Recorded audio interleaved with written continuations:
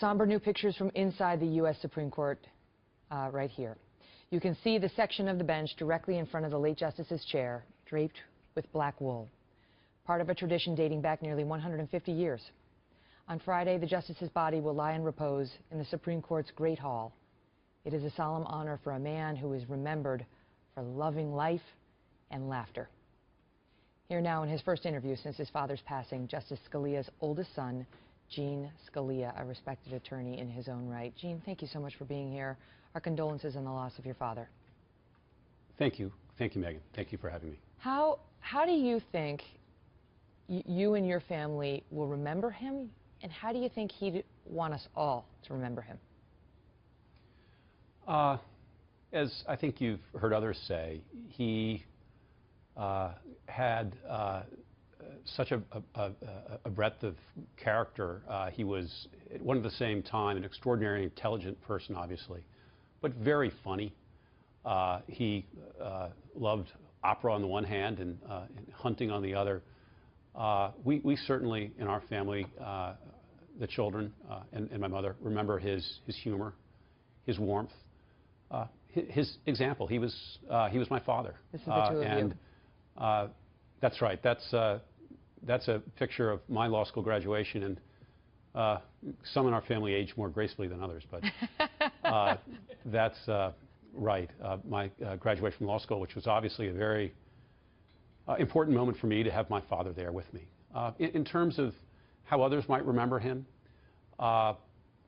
you've had Senator Sessions and Judge Starr talk about his legacy as a judge, which is very important to our family. He had a very strong view of the role of the court, the role of the Constitution, the court's importance, but also its limited role. And hopefully that's a lesson that he will bequeath to the country. I hope you don't consider me selfish in saying that we like to think that part of his legacy is us. I'm one of 9 children, and he was very proud, as my mother is very proud, of their 36 grandchildren. He had a great sense of humor, and we talked a bit about, Ruth Bader Ginsburg and how much she loved him, even though they were so very different. They had sat on a lower court together, and she used to talk about how she would react when she read his dissents, which were just always so biting and awesome and strong and fun to read.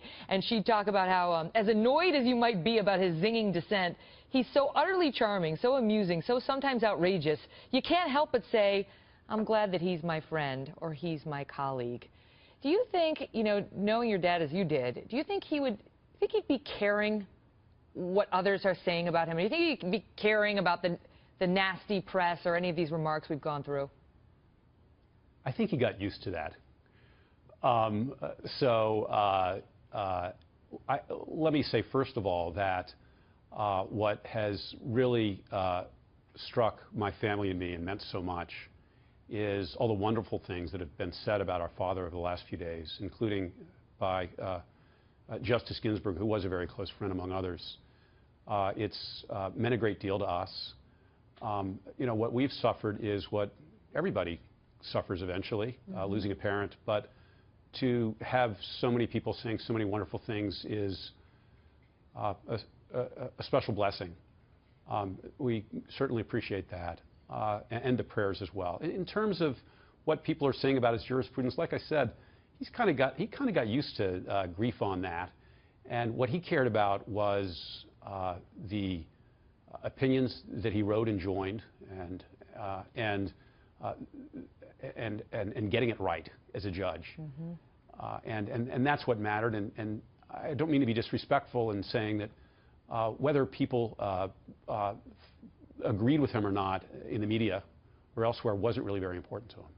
Gene, I'll tell you a funny story before I let you go. I was a young reporter covering the Supreme Court, and I idealized him as a brilliant legal mind.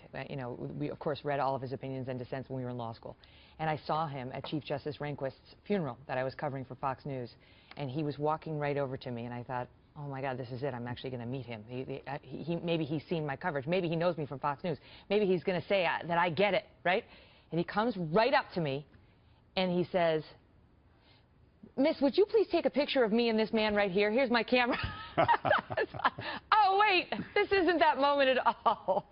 But you were the lucky one, his son, and yourself, a brilliant lawyer. And people, in fact, people say that Gene may even be smarter than Antonin Scalia was, which is saying something. Thank you for spending the time with us tonight.